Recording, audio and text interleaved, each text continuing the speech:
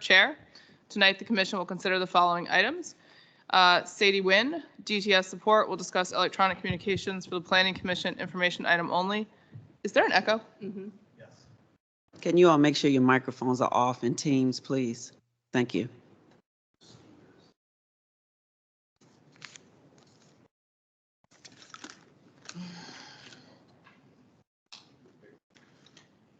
Okay. The second item is the fiscal year FY 2025 changes to the Department of Community Planning, Housing and Development, CPHD, development-related fees for planning, zoning, and inspection services, effective July 1st, 2024. Before we begin, I would like to share a few logistical points for all participants joining the meeting remotely and in person. For presenters and speakers joining us through Microsoft Teams, please keep your phones and other electronic devices muted until you are called upon by the clerk. Please turn off the sound to any devices around you to minimize interference. Please keep your cameras off until the clerk announces your name to speak. When called upon, you must unmute yourself by clicking on the microphone icon that is in the meeting command bar at the top of the screen. Neither the moderator nor the clerk has the ability to unmute your mic. Once you have spoken, please mute your mics and turn your cameras off. If you are dialing in by phone to join the meeting, press *6 to unmute. Public speakers will be called upon by the clerk at an assigned time. Pre-registration and email confirmation to speak at tonight's hearing was required. We are not able to accommodate additional speakers. All speakers, virtual or hybrid, will receive 2 minutes to comment as an individual. Only representatives of a county board appointed advisory group or committee or commission will receive a 3-minute comment period. A timer will be displayed on the screen if speaking virtually, and speakers in person will follow the timer stationed on the podium. Audio of tonight's meeting is available via phone. If commissioners, presenters, or speakers lose internet connectivity, please reconnect by phone. However, if you're dialing in by phone and unable to see the screen, we will provide you an audible 30-second warning to wrap up your comments. You will be muted when your time has expired. The meeting chat is active for presenters or commissioners who need technical assistance only. Please do not use the meeting chat for discussion, public comment, questions about agenda items, or requests for further information. All public comments must be shared verbally for the record during the assigned public testimony period. Tonight's meeting will be available for review through the YouTube and Microsoft Teams platforms. A link has been provided for the Planning Commission website, or on the Planning Commission website. The meetings will be available for a review with closed captioning on Comcast Xfinity channels 25 and 1085, Verizon Fios channels 39 and 40, 24 to 48 hours after the adjournment of the meeting. Lastly, this is a public forum. Tonight's meeting will be recorded and posted to the county website via a link to YouTube as stated. All information associated with tonight's meeting, whether written or spoken, is subject to the VA Freedom of Information Act requirements. One item not on the agenda, there's chips and salsa and guacamole in the back room. So if anyone would like a snack, that's there. Madam Clerk, please call the first item. With that, our first item for the evening is the Arlington County Electronic Communications presentation. This is Planning Commission Electronic Access and Technological Support. This is an information item only. We have DTS staff, Sadie Nguyen, to present this item this evening. All right, good evening, everyone. My name is Sadie Nguyen, and I'm representing the Department of Technology Services, also known as DTS. So thank you, Madam Clerk, for the opportunity to speak with the Planning Commission. A little closer, okay. Thank you for the opportunity to. Can you move your mic a little closer? Oh, even closer? Okay, is that better? Oh yeah, wow. Okay, yes. All right, Thank I'll start over. So good evening, everyone. My name is Sadie Nguyen. I'm representing the Department of Technology Services, DTS. And thank you, Madam Clerk, for the opportunity to speak with the Planning Commission tonight to inform you all of the new technology that will be able to be accessed starting next month. I will provide a brief presentation for you all to kind of highlight the key areas and let you know what to expect and what will happen. So let's begin with what is changing. Beginning April 1st, the county will start to extend access components of the productivity suite for technology to Planning Commission members for internal communications and collaboration. So what does that mean in basic terms, right? To be specific, the county is allowing the Planning Commission members to have county email address, utilize Microsoft Teams and OneDrive for document storage. Access to this technology will provide value and enhance the collaboration amongst the members. Once again, this is for internal communication only.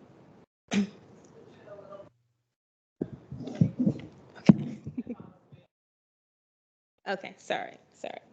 So why is this changing? The county board, county administration, and planning commission leadership believe that this change is going to create a secure and standard technology workspace for all of the members to collaborate with each other and the county staff. This will further make it a seamless process for collaboration because everyone's using the same platform. Next, how would you get started? So approaching the April 1st date, the commission clerk will distribute your email address and your first-time password. Before getting started, however, there are some key responsibilities to being able to access the county resources. Two of which that I want to highlight is what do you need to know about the Freedom of Information Act, FOIA, and what is acceptable use policy for these county resources. Both will be provided in the instructional email that's going to be sent to you prior to the launch. Updating your password online to something unique that only you know will be part of that process and then part of the tutorial. Also, MFA, which is multi-factor authentication, will be utilized and set up to make sure that everything is secure when you're accessing these resources. How do you use these tools? There will be a basic tutorial created to get you started, which will include sending email and messaging through your calendar using Microsoft Outlook, collaborating with the colleagues, as I mentioned before, whether that's asynchronously through chat, live meetings, or through Microsoft Teams. Lastly, creating and editing and sharing documents using the Microsoft OneDrive. So we all know that with technology, there's always the off chance that something could not perform as expected. So how do you get help? We're asking that you please utilize current existing channels through the Madam Clerk to help you resolve those issues. If it's a complex issue that maybe she can't solve for you, then she knows the appropriate parties to reach out into DTS to get that squared away and to continue your experience being seamless. All right, does anyone have any questions about that? I do believe we had at least one person on the dais who would like to recognize. And listen, this is probably not a comment-worthy discussion for us, except for I want to note one thing. Commissioner Weir has been the biggest advocate for this for the 5 years that I have been on Planning Commission. And I just want to make sure that all my colleagues know how hard he has worked to make this happen for us, particularly in this season of us getting lots of FOIA requests and how difficult and onerous it has been for us to make sure that we know all the search terms, that we know how to compile the information the way that we're supposed to. But for his steadfast and consistent and earnest dedication to making sure that every single person on the county board, every single person on staff, the county attorney, former county board members, but for Daniel Weir making sure that he was the flag bearer for this, we probably wouldn't have this. So I just want to take a moment to shout out my colleague. Thank you, Commissioner Patel. I've never been called a narc before, but I appreciate I appreciate that. I do have a question about this, just one. Okay, I'll recognize Commissioner Weir and then I'll recognize myself and then Commissioner Streiner. Thank you, Madam Chair. Just for the record, this is an informational item. We will be moving off of this in 10 minutes at the most. Thank you. So first off, thank you. It'll come as no surprise to hear me say that I really appreciate the work that's gone into this. I think that this is very important for the commission and will ultimately help the commission and help the FOIA officer and related parties tremendously. And my apologies in advance for any technical support requests that you're likely to get. The only question I have is, you mentioned internal. Does that mean that communications are going to be restricted to the domain only, or is it internal meaning for official use? And I might have a follow-up. Okay, sure. So mailboxes will be restricted for external use. So you will get a message if you're trying to send to an external email address that says prohibits sending to that email address. All right, I do have a concern about that. We can refine this. It is very common that we get emails from members of the community saying, I would like to make sure that you understand what this particular block looks like, and can I walk you through that? And the setup as you've described it would make it impossible for us to reply to emails that I assume would be to addresses that are made available online as is currently the case. So I hope that there's an opportunity for some refinement around that, and identification of needs, but it certainly doesn't have to happen from the dais tonight, and thank you again. So in recognizing myself and in following up on Commissioner Weir's comments, because he picked up on a nuance that I had not picked up on, these are essentially for purposes of communications outside of Arlington County. This is a one-way inbox. We can receive but not send. So the email inbox will be restricted for internal communication, meaning that you all can email one another and county staff. You cannot send or receive to email addresses that are external to the county. So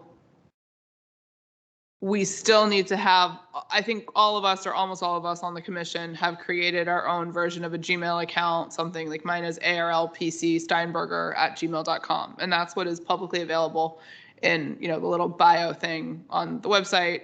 And that's what people in the community use to reach out to me. I'm not sure that this actually, the way this is set up, I'm not sure it fully reduces the FOIA burden on us, because when we're requested to FOIA things, we're now going to have to check 2 email inboxes. Okay, so I would say or suggest that maybe you defer to Madam Clerk to refine the requirements of your need. Okay. And then she can communicate that to the appropriate parties within Department of Technology Service. Because I appreciate the direction that we're going in here. I think that it is a half step that misses in large part the greater burden that a FOIA request places on us. Understood. So that is the concern. Okay, but thank you. Commissioner Steiner. Yeah, I was going to ask the same sort of question, but that's taken. So the other one I was going to ask is the shared documents in OneDrive. It's maybe a legal question, but would that constitute a meeting of sorts? Because we could technically be in a shared document at the same time, editing something and communicating with each other, not directly, but, making edits simultaneously. I don't know who that question is directed to, but council is not here, so I don't know that anyone's here to, Yeah, that's a Minchow. We Yeah. have been advised in the past that one of the main issues is simultaneity, but in the specific context that you're asking the question, I think we would want to get, I think I would want to ask the chair to get confirmation and the clerk from the county attorney. So we'll say that then. That's something to ask about. Yeah, So, yeah. Madam Clerk. We will inquire with county attorney, and I hear what your question is, and perhaps, and I'm not speaking on it, I'm just saying maybe there will be some type of exception for this type of situation, since we are providing you all with the email addresses to be able to appropriately communicate with one another. So we will ask that question. Right. We can't turn it into a chat. Correct. But if we're making comments on a document, Correct. not at each other necessarily. Right. Yeah. So there's a nuance there. Okay. I think that's an appropriate clarification for us to receive, and Madam Clerk, I appreciate you taking that forward to council. Commissioner Peterson. Just as the SPRC chair, the majority of our interactions are to email addresses that are not internal. And so whether we're emailing other commissions, civic associations, like that entire process, if you're chairing a project, is emailing external email addresses. And so if we are not allowed to use this new email address to do a large part of our commission work, then now we're having to maintain 2 separate email addresses and check 2 separate emails and do our work in 2 separate places. And to be honest, I will not use this new email address if I don't have to, if I'm not required to, because that just, this new approach actually increases my workload. And so that's the feedback that I would give to whoever is crafting possible changes to this policy. The actual use cases that the majority of the emails that I send out for SPRC chair purposes would not be for internal email addresses. Thank you. Okay, thank you. I think at this point, we appreciate. I just have one We more appreciate the. Okay, Commissioner Patel, and then I'll wrap up. So can we, Madam Clerk, maybe you can find out if we can ask for a all PC email, like for external emails to us, so that we can all kind of see it. Whether we respond or we don't respond is a different question, but I think if we get an all PC members email, and then if we send a response back to you, then you actually have the ability to be able to collate those responses. And that puts an extra burden on you while we're trying to parse through these concerns that we have about managing 2 email accounts. Thank you, ma'am. Okay. So I think just kind of to wrap up a little bit, and I'll give myself the last word because I can. We really appreciate the step forward, and I think that this takes us in a technology direction that is appropriate and necessary. You know, obviously there is, I think, an opportunity. I'm hoping that what you heard was some constructive feedback from commissioners this evening for how these email addresses can be most beneficial and not duplicating efforts or our work, but, you know, taking us in a direction to, you know, ease the burden in particular for FOIA requests in an appropriate manner, since, you know, we are all volunteers, but that was hard to say. So, you know, we're excited about the technology that's being offered, and I think that, you know, hopefully we can get some clarification so that we can continue to move this in a direction where it could really take the place of these ad hoc email addresses that we've created somewhat willy-nilly on Gmail, that we use to, you know, to communicate with the public. Because for, you know, better or worse, we are a very public-facing body, and we do get a lot of community feedback. Sometimes it's even positive. It's not usually, though. And that's something that I think we want to make sure that those interactions we can maintain in an appropriate way and be responsive when we do get FOIA requests and otherwise. If there's additional information that you all or county board or other staff need to hear from us with regards to how we would be using these email accounts, if council needs that information, you know, we're certainly happy to provide that. And, you know, we look forward to continuing to move the ball forward this way. Thank you. All right, thank you. Madam Clerk, when you're ready to call the second item, let's do it. All right, thank you, Ms. Nguyen. That was a very good presentation, I thought. Item number 2 is fiscal year FY 2025 changes to the Department of Community Planning, Housing and Development, CPHD, development-related fees for planning, zoning, and inspection services effective July 1st, 2024. We have Cynthia Hernan, our business, what does the BOD stand for? I'm the Chief Administrative Officer. Thank you, that's good. For CPHD, she will be giving our major presentation. We have Anthony Fusarelli, we have Debbie Albert, and we have Louis Araya as well. I have a long neck, so I got to bend down here.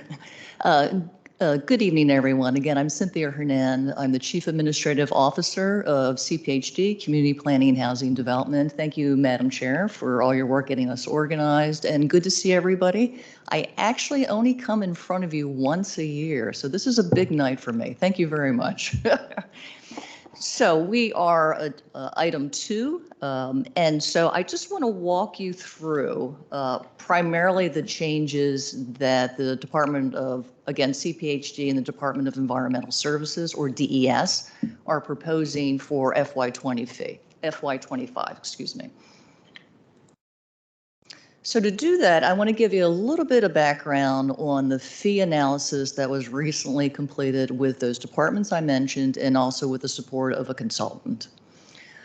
And then I want to provide just a broad overview, and this more or less tracks what is in the board report, if you've had an opportunity to do that, to look at that. If not, I'll be giving a summation of that. And I just want to point out, our focus this evening is just the fees that are on the zoning fee schedule. So obviously, that is the zoning fees, also the planning fees, and then a subset, a very small select number of fees for DES that are companion fees, if you will, for discrete planning items.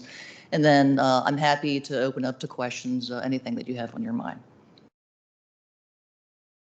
So before I jump in the slide, I want to give you a little bit of context about the 2 funds that we have in front of us, the general fund, I'm under scope here, and the development fund.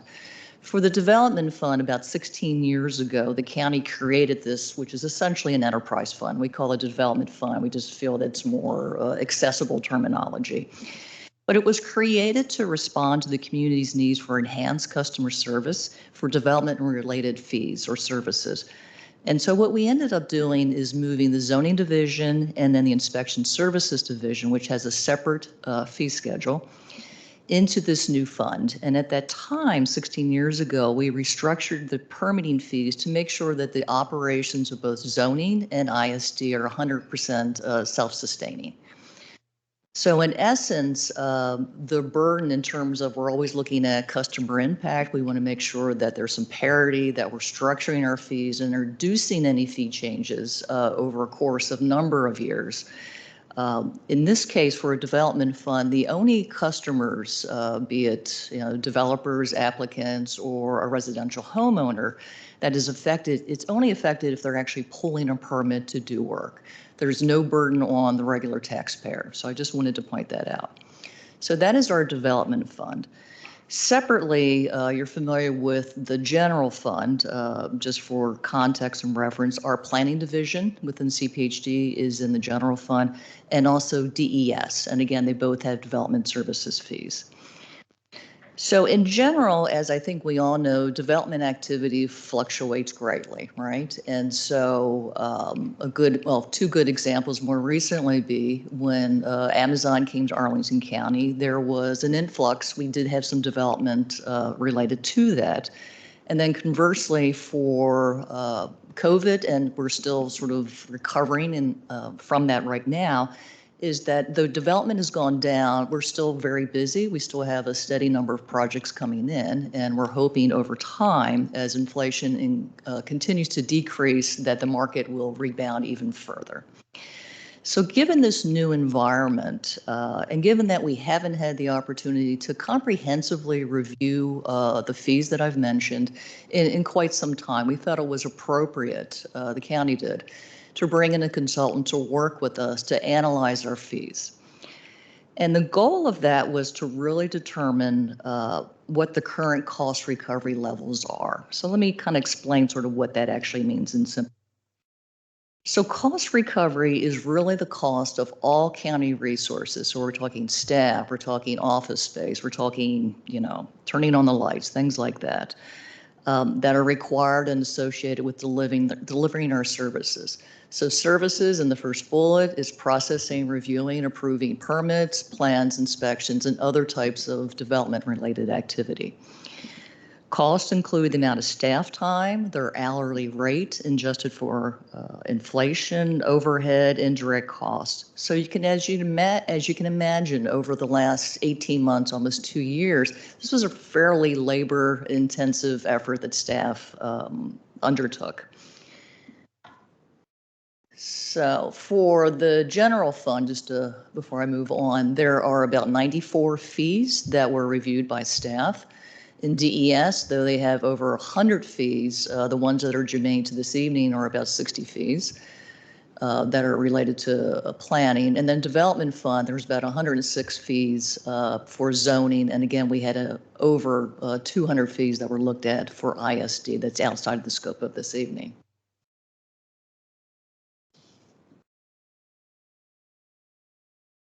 Okay. So what we mentioned in the board report is the actual fee increases. And so I just want to walk you through sort of the methodology. So for planning, our goal is actually, I think I skipped a slide here. There we go. Okay, my apologies. So as a result of this 18-month analysis, we ended up, with the help of a consultant, realizing that our fee recovery right now, so in FY24, is a range of recovery levels. Some are as low as 1 or 2%. Some are in the teens. Some are, approaching 100% cost recovery. But the vast majority of them were under recovering. And so from a policy perspective, our proposed cost recovery goals starting in FY25 for the development fund, again, because that's a self-sustaining fund, is obviously 100%. For the general fund, we have two different policy goals. One is for planning at 75%, because a quarter of planning staff time, particularly in current planning section, are spent doing other things. So we felt it was would not be fair to our customer groups, our applicants, our residents to charge for that time because it's used outside of the fee schedule. And then a policy decision was made by DES to go for 100% cost recovery. And so again, with the notion of we're always very mindful as a county to limit and to spread any potential impacts of fee increases. In this case, we intend or we're proposing to do that over multiple years, again, to mitigate any customer burden. But in addition to some increases, we're also decreasing some fees. You know, it's sort of the other side of the coin. We're also eliminating fees. And then we have a fair number that will remain constant, meaning there is no change in FY25, because we mainly want to continue the work that we did with the consultant to dig a little deeper to generate additional revenue. So if we were to become before the county board, before you and other bodies in terms of our civic engagement, we would have more data and we would think a better grounds to be able to propose anything. There are also a handful of new fees. And so in addition to the work I just mentioned that we're going to be doing outside the budget cycle, there's also a whole series of structural and administrative changes that we're proposing that we would do, mainly for administrative ease for our customer, to make things more organized, to have an easier to understand sort of typology for a lay resident in particular when they look at zoning fees. And then also any structural changes that would benefit the fee schedule overall. So let's talk about what we did. So for our FY25 proposed fee increases for the planning division, we are proposing to do those over multiple years. And so the methodology after working with the consultant and just pulling tons of data is to increase fees no more than 30% over a series of years until cost recovery is achieved. And again, our policy decision was at 75% cost recovery. And so what this would look like in fiscal year 25 is that there are a number of fees that would actually reach as a result of that 30% 75% cost recovery. But there are many more that may take multiple fiscal years to achieve that. For zoning, the proposal is over 3 years, and so fees under 70% cost recovery would increase 30% in the coming fiscal year in 25. And then those between 71% and less than 100% would be adjusted to full cost recovery, meaning 100% in 2025 fiscal year. For DES, their policy decision was that any significant fees would be, again, with the goal of mitigating any customer impact, those would be over 3 years. And so significant is defined as over $100, meaning the delta between FY24 and 25, or 100% increase between those 2 years. For a new fee that DES is proposing is a 10% technology surcharge. For your reference point, right now there's been since the creation of the development fund and for planning fees, we've had a 10% surcharge. So DES is proposing to have one as well. And the primary goal is to make sure that we can maintain and support our Permit Arlington system, which is one that went live. All of our permitting fees have been moved over for quite some time now. So that is live, up and going. It's providing 24/7 services to all customers. But in order to maintain that, there are costs related to that. And so the technology fee not only helps to pay for that and cover those costs, but also helps to build a reserve for the future changes to the system or any other technology that supports these business units. Lastly, for DES, they are proposing to remove about 29 fees. And as I mentioned earlier, there are a fair number of fees until we complete our analysis that would not change in FY25. Okay. So I've talked a fair amount about customer impact. To that end, we actually wanted to give you a couple of samples. So this slide is sort of showing you the proposed changes to the planning portion of the zoning fee schedule along with DES's portion of that same schedule. On the next slide, we'll give some examples for the zoning fees. So we have 4 types of projects. The first ones are special exception site plans. Then we have a rezoning and a landscape plan change. So the first special exception site plan, in this case, we're talking about a semi-detached dwelling and it's 2 residential units. If I work my way across the columns for FY24 fees and FY25 fees, you see the increase for planning fees abbreviated by the PLD there is about $1,100. For DES, their increase is a little over $1,000. So the total increase represents about 39% or $2,100 and change to the customer. The second project is much larger. It's a rezoning and a site plan application. It's an entitlement project, 31,000 square feet, 128 committed affordable units, and about 3,000 square feet related to a child care center. For planning fees, they're going up a little shy of $6,000. And then for DES fees, they're going down significantly, so a negative $9,700.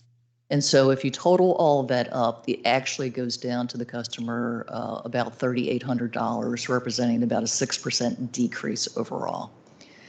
For rezoning, just to continue across the columns, planning is proposing to increase their fees by $915. And then DES is proposing to eliminate that fee from their portion of the fee schedule, so there would be no cost to the customer. But the total increase is just 3%, again, representing the increase in planning. The last example here is the landscape plan, and that's for a side-by-side duplex in an R27 zoning district. And that overall increase represents 49%, and it is $96 total.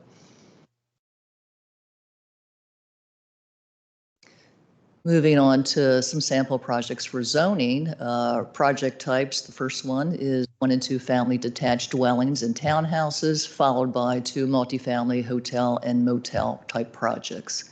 So going back up to the first one, project description, this is a little over 4,500 square foot single family dwelling.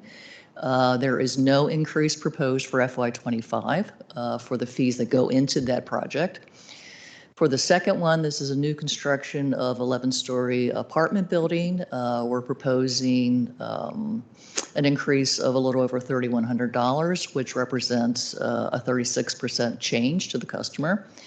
And winding down on the last one is an installation of a 600 square foot pool on deck roof. And that would increase by $122 from FY24 to 25. And again, that's representing a 36% change. And I should note all of the fees on this slide and the one I mentioned for planning and DES have been adjusted for inflation, and they all include a technology surcharge of 10%. To conclude, in addition to speaking with you this evening, we are having 3 other opportunities for engagement around the proposed fees. The first one is NAIOP, which is a commercial association, real estate development association. We're doing that next Thursday or Wednesday, March 13th, followed by the following day on Thursday. We have a county board work session from 3 to 6, and that is on March 14th. And then our county board tax and fee hearing, which would be in early April 4th specifically. So at this point, we're happy to answer any questions. So I will turn it back over to you. Thank you, Madam Chair. Thank you. Any commissioners wishing to be recognized on this item? Okay, I will recognize myself because I had a couple questions then. So at this point, I understand that some of the analysis is still going on. What is the timing anticipated to complete some of the analysis for the fees that are still being studied? Sure. Thank you for the question. I think it's going to vary greatly by fee and by division and the number of fees that require that additional analysis. I don't know if my colleagues, our planning director or our deputy zoning administrator would care to speak to that. Okay. Certainly. Thank you. Good evening. Anthony Fusarelli with the Planning Office. Appreciate the question, and I think the way I would characterize it is a number of the many of the planning related fees in the zoning fee schedule currently, as you see in the attached schedule, or the schedule attached to the report, would be updated if the board acts on those changes in fiscal 2025. There is roughly, I'd say, about 10 or 12 of our existing fees that are currently in the schedule, for which, through this analysis, I think we discovered and identified opportunities to really make some significant improvements. In a few instances, it really would involve consolidating or collapsing 12 different types of rezonings into maybe 2 different types of rezonings.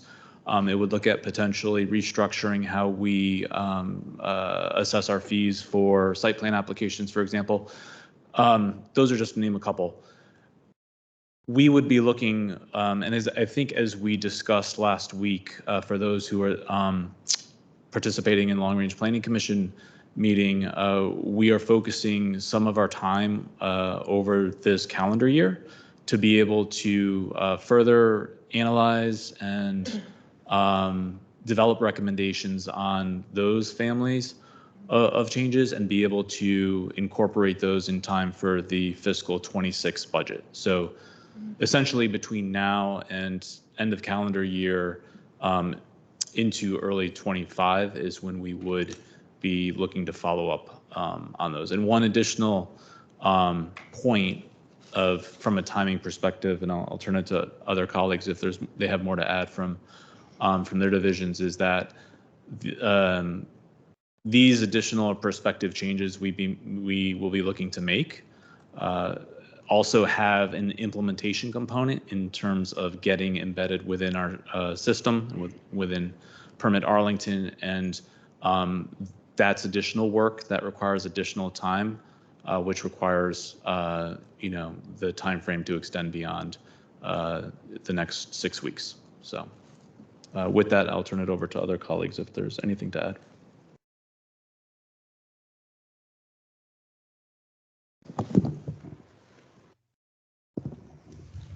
Thank you. Good evening. I'm Debbie Albert, Deputy Zoning Administrator.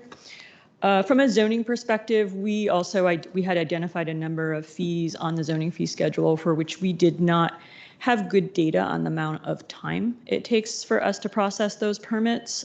So we have not effectively designed the upcoming analysis that we need to do, but we need to have some additional time to get some better data on how much time it takes to review certain types of permits. Those categories of permits are generally fees associated with the review of trade permits, and a lot of the fees associated with building permits that are related to development that is governed under site plan. Those types of permits, because every site plan is basically its own zoning ordinance, often take an additional amount of research in order to process those permits, making sure that they're in line with those site plan conditions as well as the zoning ordinance regulations. So there is an additional analysis to be designed, but we don't have a timeline at this time. Thanks. Thank you.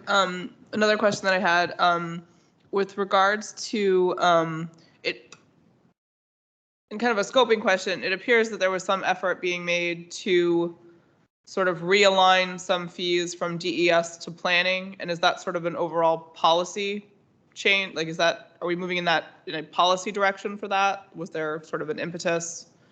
Because in some cases it seemed like a leveling out almost. Like the DES fees maybe went away and were just like reallocated to the planning side. Is that?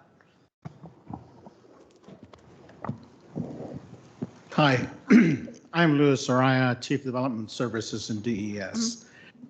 Most of the fees we dropped from the planning fees were fees that were for certain types of reviews that are performed with CPHD that my staff did not perform much or did much work. Okay. So it was a charge that was being charged for the sake of being charged, and we felt it was more equitable to let developers know that we're not going to charge for things we're not looking at, sometimes hardly ever. So we removed a number of them. Okay. And we just focus on the ones that are actually planning related, where DES is an active participant in the infrastructure piece of planning work that goes to the county board. That makes a lot of sense to me. I appreciate that that was sort of a thoughtful consideration to looking at fees. I think for us to be good partners to developers, we should be upfront about what it is we're actually looking at if we're doing these reviews. The last question, and maybe I just didn't understand this, with regards to the technology fee, when you were sort of comparing the 2024 to 2025, you said you adjust the numbers for inflation. Did you also adjust them by adding that 10% fee to both? Because it doesn't exist right now, right? It will be added for 2025? Correct. A 10% technology fee would be added for the very first time to DES fees. Okay. Yeah, Okay. and it wasn't part of any leveling, if you will, with the other business units that Sure. we're speaking to. It was more so to the earlier point that we have to maintain and support a system that's been up now and running. And it does come with a cost to make sure it's functioning and available to the public. And then it's also to replenish the fund, the actual technology fund, to be able to provide additional online services, changes to our website, other technology-related changes. Thank you. Okay, so I saw Commissioner Peterson and then Commissioner Streiner. Great. Okay, 2 questions. The first is, can you pull up the slide that showed the planning DES sample projects proposed fees? There were 4 examples. Okay, this one. So under the rezoning line, I'm wondering if there's a math error, because it's showing the total for 2024 is 24,000. The 2025 is 19,000. So shouldn't the total difference impact be like minus 5,000?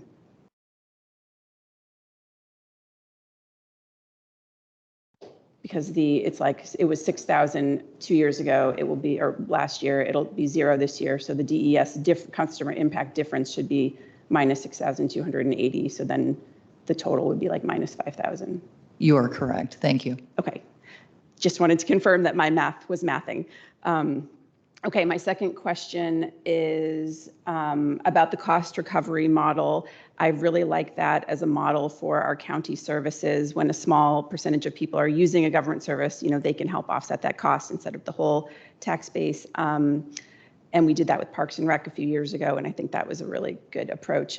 How often will you reassess your cost recovery fees to make sure you're keeping up with maybe you find out that some of the fees that you were estimating were taking a lot longer than you were expected, or not taking as much time. So do you have a plan for how often this will be reassessed? We really appreciate that question. At a minimum, every 3 years. Yeah. So on the thread of technology, and my job across the river, we're actually updating our permitting software. So I'm curious, does the software itself that you all use for permitting, and does that need an upgrade as well, or just the fees? Because some of these can look a little old. Again, we really appreciate that question. Yeah. The current system, we call it Permit Arlington, is a replacement of a legacy system, which was Permit Plus. Happened to be the same vendor. That's a very small space in permitting systems, sure, as you likely know from your other job. And so, the technology fee is actually, that system has gone live. So the replacement, the carryover of the old data, everything is in the new system. And again, the technology fee is to make sure that that new system, for which there was a lot of staff time and a lot of dollar resources, to pay the vendor and ongoing hosting and maintenance, have you, that upkeep is upkeeping, if you will, and plus other technology improvements over time. I don't know, Debbie, if there's anything you want to add around Permit Arlington. I guess I would only add that it is a brand new system. Okay, so it is a brand new system. Yeah, it is a system that was, there was about a 7-8 year project to migrate all of our data from our old legacy system, Permits Plus, to the new Permit Arlington system, which is in Excella. It was a 6-year project. The first group of permits went live in 2019. The final group of permits just went live in September of 2023. So we just reached a big milestone. We hope we don't need to replace it soon. But it is a hosted cloud-based service. So part of that is it moves along with technology, but obviously, as Ms. Hernan said, at some point it will need to be replaced. It will not last forever, and that's what that technology fee is for. Got it. Yeah. Well, congrats on it being done. Yeah, I know thank those things take forever. Big lift. Yeah. Was that used with capital funded money, or was this all operating money? It was operating through the development fund. Yeah. Okay. And that was part of building that reserve in the first place, so we could be in that position to provide Gotcha. that customer So service. now these fees and the 10%. To replenish will for additional break changes even. and maintenance. Got it. Mhm. Okay, cool. Thanks. Yeah, I just want to congratulate everybody on all of this. It looks like it was pretty in-depth. I just have one question, and this gets back to when Anthony speaks later. Is this all factored in on without two positions maybe being approved here? And would it factor in if managers now have to do the work of staff, that there might be pay differences or anything? I guess my bottom line question is, does this, regardless of the positions approved or not, are these numbers exactly the same from a standpoint of recovery? So. Sure. No, thank you for that question. And yeah, relating back to some of the conversation we were having last week in Long Range Planning Committee, I think, in the context of those two potential reductions that are in the manager's budget, I don't frankly see a lot of impact one way or the other on the findings from this analysis. Yes, there may be, I think, the one-off or the exceptional project where perhaps a supervisor or manager is stepping in and doing a body of work or taking on a body of work that perhaps a principal planner might. But again, I think that's more the exception, and therefore, I think we have confidence in the findings and the numbers here that really they would still be applicable for the most part in a situation where our staffing levels were to change. Okay. No other comments? We thank you very much for the presentation, and thanks. Oh, yeah. Just if the chair so desires, this is an action item, and so this will be on the. So again, every year we have this conversation. It's a little bit awkward because I think the Planning Commission hears this item at their March meeting. The county board has their public hearing on this item in April and then acts on it in April. But unless the clerk wishes to correct me, I believe we typically have, or the commission typically has put forth a letter to the board in time. And you're looking for a motion? We expect a motion It's for up to the this. commission if you want to put it up for a motion and take a vote, or to somehow other wise or through some other means of putting together a letter, that's at your discretion.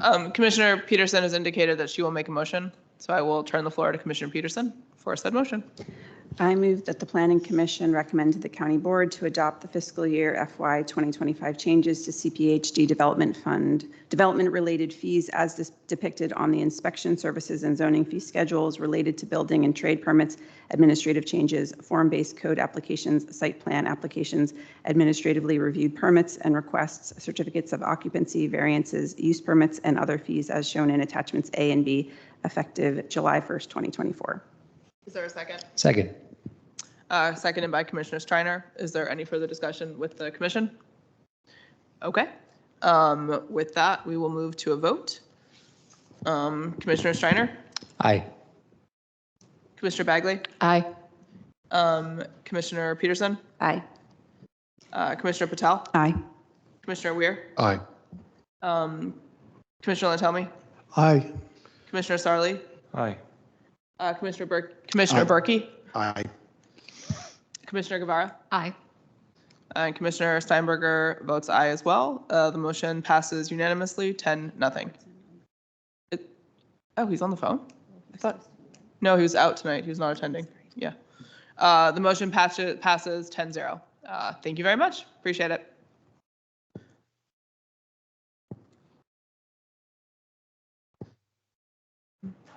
Madam Clerk, can you call the next item, please?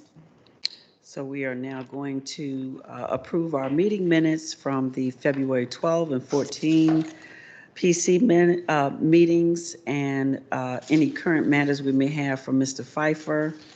And that will be it for the evening. Does anyone have a motion with regards to the meeting minutes?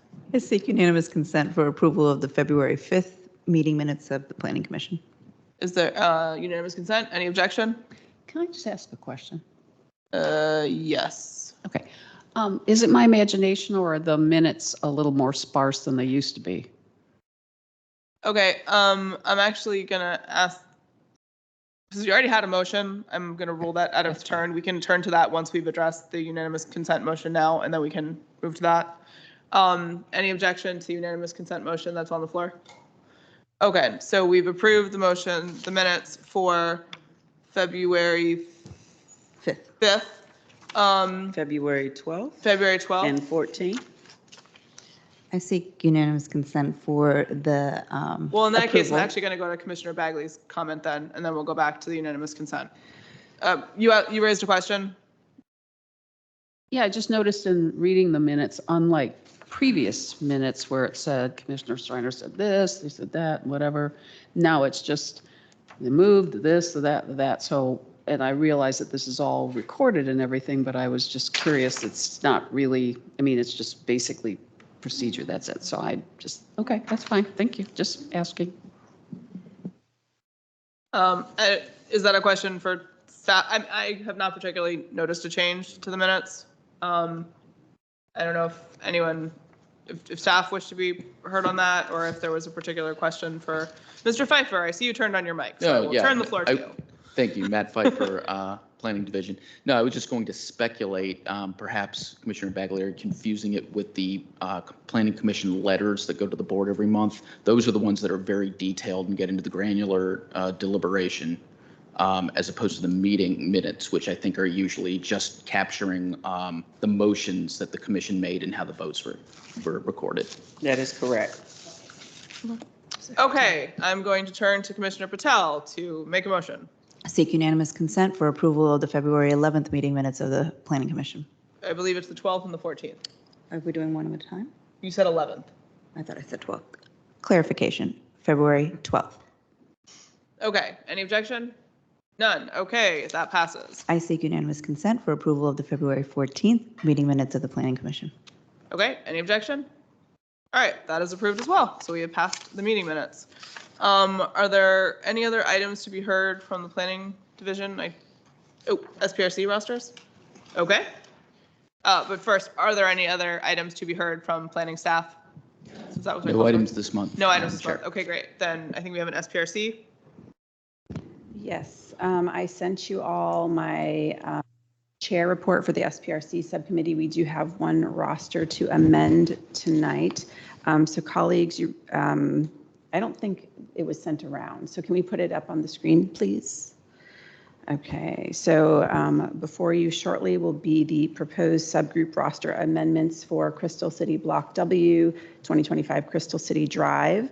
Madam Chair, I ask for your unanimous consent to amend the previously adopted roster. Any objection? Without objection, so moved.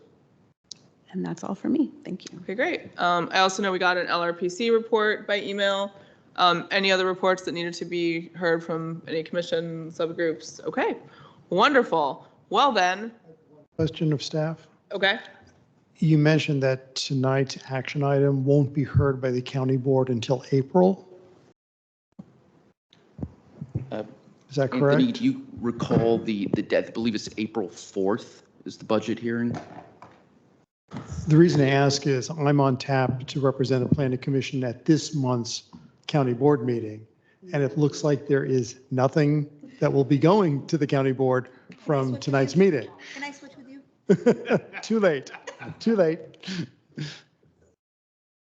I believe that is a true statement. As it relates to the second item on the agenda tonight, it is absolutely true.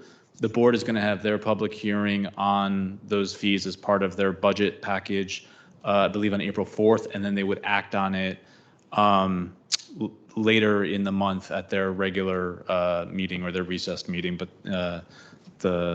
I can give you the exact date, but Well, the answer is. I'm not on tap for April, so I don't The care. answer is for March, this action item from tonight will not be heard by the county board in March. Okay, so other than double checking to make sure nothing weird comes up, I can sleep in that Saturday morning. I think that we would, I don't know what Mr. Fusarelli was going to say, but I think we would still appreciate perhaps if you would still watch the hearing to, even participate make sure. remotely, just to sort of be available should there be something that occurs. And we do appreciate your diligence with that, Commissioner Right, that's what I Lindell. said, in case something weird happens, but Yes. other than that, I'm not demanding that you show up here in, Right. fancy dress for something that we don't expect, but if you could participate remotely or be prepared to at least, that would be appreciated. very good. Commissioner, Mr. Fusarelli, were you going to say something further on that? Just to clarify that the county board's April meeting dates are the 20th and the 23rd. Okay, thank you. So that is, depending on whether or not the budget is taken up and acted on the Saturday regular meeting or on the Tuesday recessed meeting, those would be the two dates for which tonight's item would be heard or would be acted on and considered and acted on. Okay. Thank you, and we will make sure the person for April is well versed on that. Mr. Weir, Commissioner Weir, you have something you want to say? Commissioner Berkeley forwarded the commission a feedback survey on Barcroft Apartments, land use analysis. Please fill it out if you have not already done so. Thank you. And what is the due date on that? I believe it's March 24th. Okay. That sounds right. Yep. I would just do it this weekend. Okay. Thank you. Thank you. If there are no other items, we're done at 8. Yay.